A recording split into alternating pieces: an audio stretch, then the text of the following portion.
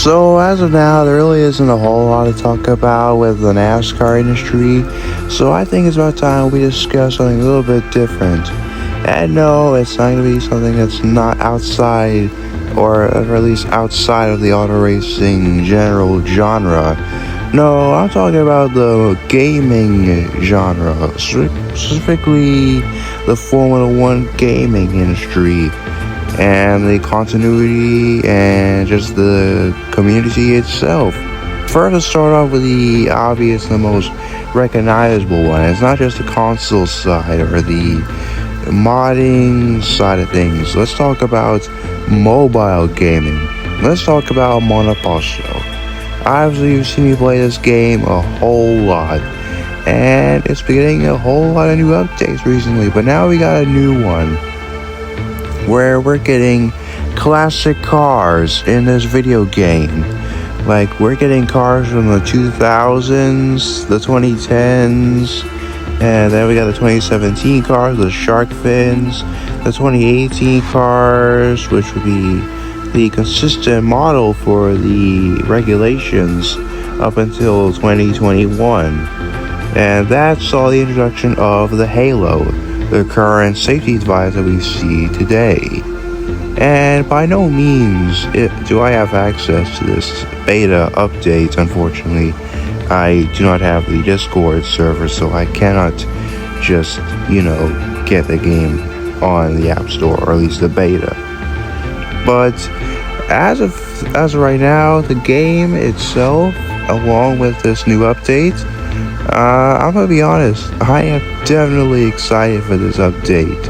And I never thought that Monoposto would have an update of this magnitude. I never thought that they would create this. It's incredible. So, of course, Monoposto is not as popular as people think it is. Yeah, I mean, it has gotten like a lot of love recently, sure, especially with the 2026 regulations. You see content creators, they try to recreate the super clipping that we see in real life. But I think with this new update, the game will gain even more popularity than it already has, because on YouTube, Instagram, and many other social media platforms, Monoposto and the community, it's a great community. I would say it's kind of a niche community, maybe, but it is still nonetheless a great community, and this update is incredible. Will it push the popularity of Monoposto and just increase an even bigger community with Monoposto? I think it will. And I think as the creator, Marco, will update the game, I mean, as long as he continues to update this video game, I think that Monoposto will be even more popular. Like, you'll see a ton of, like, your cousins, your little brothers, little sisters, they will all play this game. And some will make content out of this video game. I mean, I literally have a whole career mode series, and the next episode in Japan is coming out really soon, by the way, guys. But this update itself, I can still see myself doing like another separate series, like the Monoposto Classic Gaming Series. You're more likely to see me drive the 2010 or /2012 F1 cars, because those are the most fun. And they are just there's just a ton of work to be done on this update. Of course, it's not even released yet. We do not have a release date yet. I think around late August or mid-September, we can at least expect the update to be released. And boy, are we gonna have a lot of fun with it when the livery packs will be released publicly on these here platforms, and when the game itself just, the update comes out, and we'll see a whole lot of videos. I mean, we already got enough videos as it is with this new update, and this just shows my point that not a lot of people, they are not too fond of mobile video gaming. There is still a lot of games in the mobile iPad, phone gaming industry that show this. In fact, UK Ball, he explains the entire update itself in this segment. And today we're going to be looking at the brand new Monoposto Classic car update. Arguably the biggest update in the game's history. So with that, here's everything that you need to know about the upcoming update for Monoposto. Well, starting off, obviously, we have got 5 brand new cars added into the game. 2000, 2007, 2012, 2017, and 2018. These are all incredible car models, and they all seemingly are based off of the Ferrari car of each year. Now, if you look at the 2000 car, you will see that it has a very big striking similarity to the F2004 because it's modeled after that. Even though it's listed as 2000 in the game, it is actually 2004. Now, the 2012 car did used to be called 2010, of course that was modeled after the F2012, and as a result, in a later beta update, it was changed to say 2012 in the game, so we can probably expect by the time the update's released, that 2000 will say 2004 instead. We have fuel gauges, which is very interesting. Now, these both do not seem to affect the car's behaviour from the testing that I've done. They don't affect the top speed either, but it is very cool to have the refueling. The more fuel you put into the car in a pit stop, the longer that pit stop will take to do. Here on screen I'm just going to show 2 different pit stops, one with a low fuel added and one for a lot of fuel added. And obviously you can see there's a big difference between the two. Now, and then you've also got 2012. This introduces KERS, which works different to the ERS system that is already in the game. See, with KERS, you get 6.7, yes, that number, 6.7 seconds of deployment per lap of the battery. Of course, this can be changed with your electric consumption settings. You can make that time bigger or smaller. Now, yeah, just adjust it to your preference, because obviously we use for 6.7 seconds, but it cannot be recharged in a lap.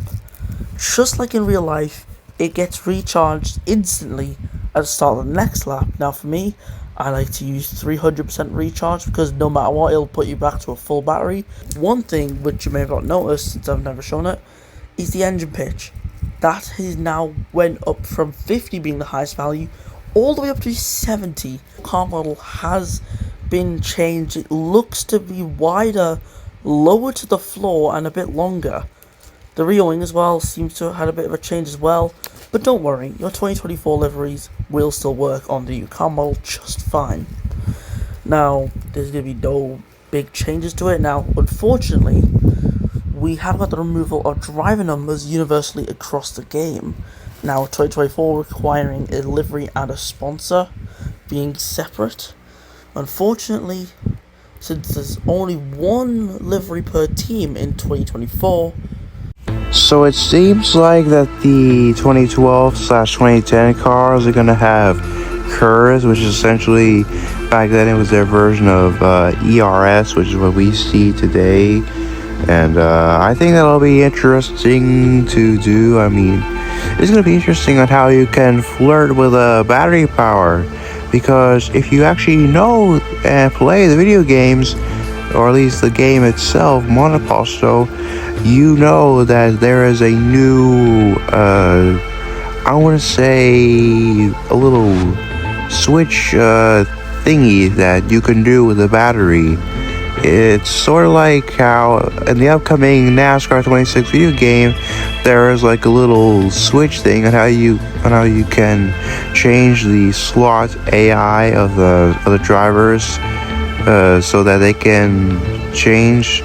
So you can change which driver will be consistent throughout a race and try to win, because NASCAR 25, it was the same guys that were the main front runners of your weekend if you were playing NASCAR 25. Trust me, I know. Like, for example, Kyle Larson, Ryan Blaney, Chase Elliott, Denny Hamlin, they're always at the front of NASCAR 25 video gaming.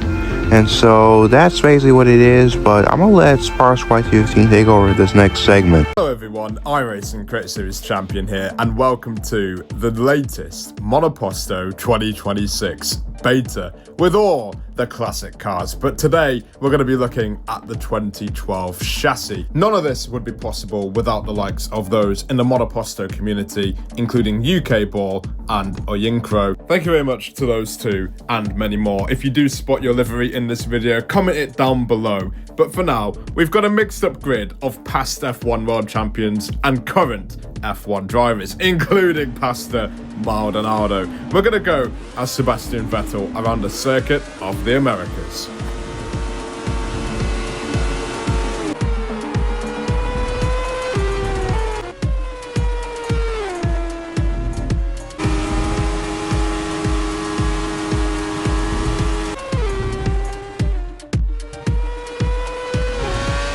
Let's get into a lap around the circuit of the Americas as Sebastian Vettel in a very modern looking Red Bull, right behind Valtteri Bottas. So we go through turn one, nothing really wrong there, maybe a small lockup, and then through the S section, Bottas will send it in there.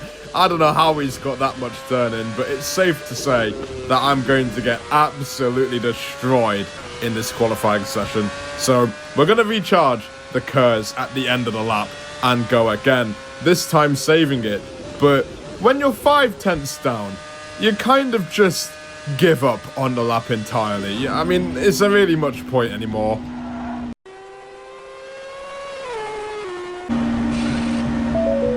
Be careful at the first corner. Try to avoid collisions. There will be better overtaking opportunities. Let me ignore the engineer and absolutely send it in there. It then rained after the red flag and I got hit by the biggest amount of karma of all time, and I must say we're gonna have a problem here. Bahrain Grand Prix, and we didn't see anything there. That was all good. That's all part of the plan. Yep, just going through, trying to get past the AI, do a lovely switchback on Sebastian Vettel, and now we're side by side with the 4-time world champion round the outside of Nico Rosberg here, and we have to retire. With the actual update itself, again, I think the 2012 cars will be probably the most favorite car. I think fans will, or at least the Monoposto community, will definitely have a lot of fun with that specific car more, as you see from this video PowerPoint presentation from Sparks YT15, which shows him diving into the 2010/2012 F1 cars. Again, I think the fandom will have a lot of more fun playing with this era of Formula 1 cars. And of course, you just heard from UK Ball that the 2024 models will get a new slightly tweaked model update, which I'll be honest, I think it looks kind of ugly. I do not like the way it looks. I will always champion the old model. But over to the content creators and again the community, you got guys like Blair Dragon Sonic, aka Spark Plug Motorsport.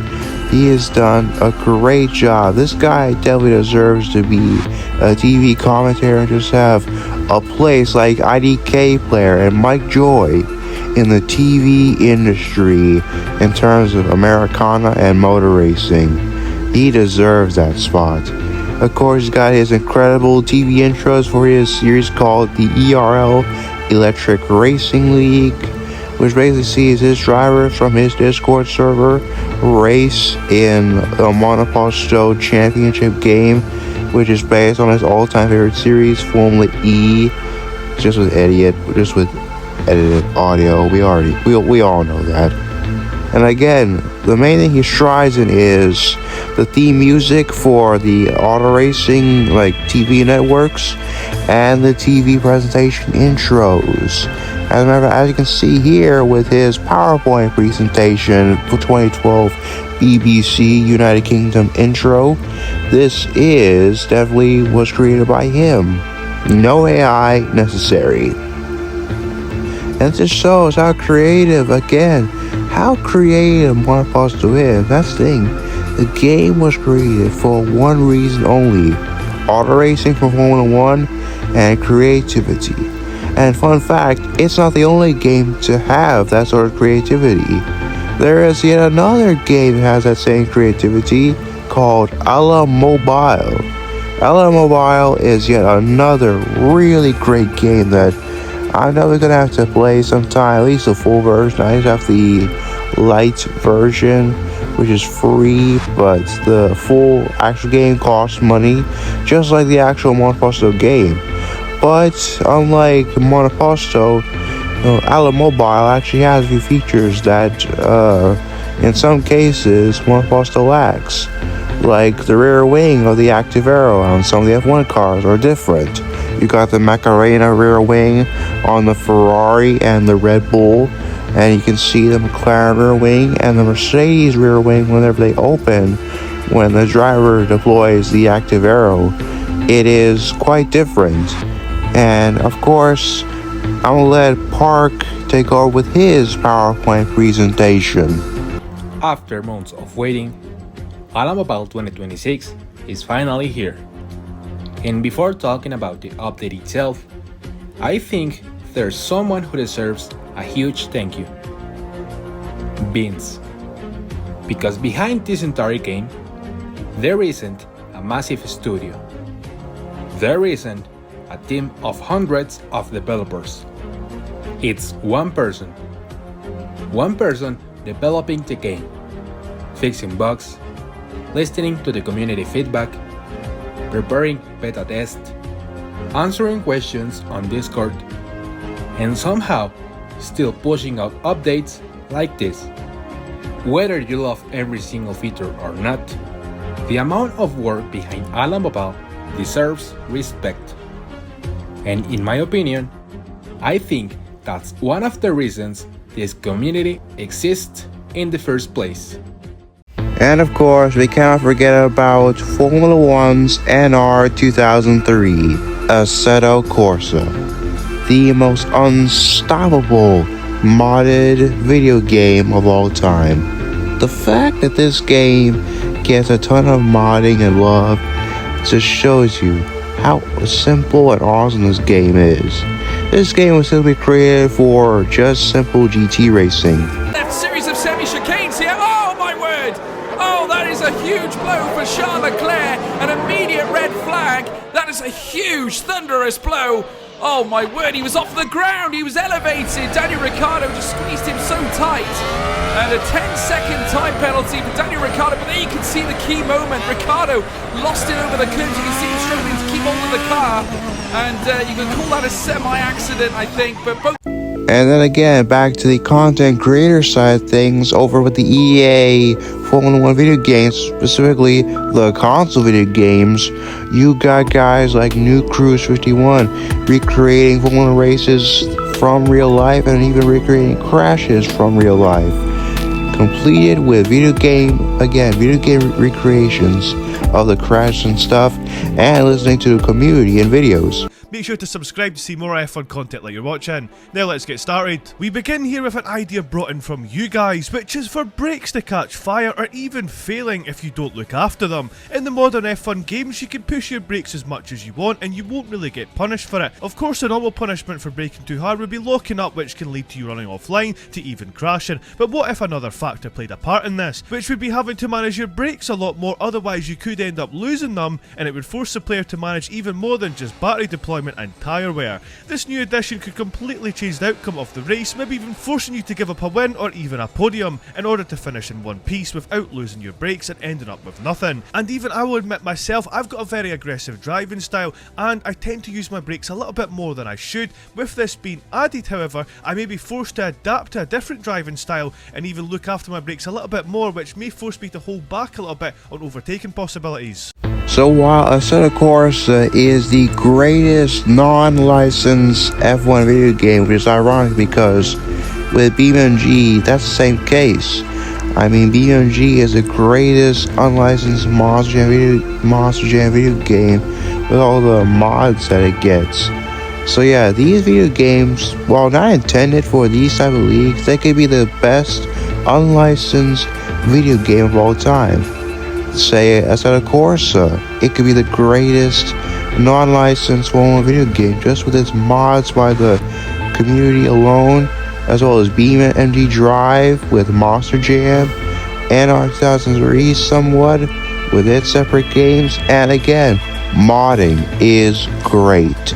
Brand new modding toolbox out for the F125 game called the Ego Game Databases Editor, made by Pavel Games, and you can do so much that I'm about to show you, and the best part, it's completely free. This mod has so many different things you can do, starting from right here from editing teams. You can go in and you can edit a team's nationality. You can edit their team boss. You want Aiden Jackson's mom to be the team boss of Ferrari? You can actually do that. There is so many cool things a part of this, and we're going to talk about it all today. You can also even go in and change the colors. You can go in and change driver lineups. So in conclusion, is F1, or at least the gaming industry, over at Formula 1 and odd in a weird spot? I'd say yes and no. While the EA and console games, they have not been getting a whole ton of love recently. I mean, F125, it was pretty dang good. Don't get me wrong. And the DLC is pretty solid for the most part. But I'd say if you want to go to like small areas where you don't have a console, I highly recommend Monoposto Automobile, and they don't cost much. They actually cost like a few dollars, like only like $1 and only a few cents. But let me know down below in the comments. What do you think about the Formula 1 gaming industry? Are you looking forward for the Monoposto update?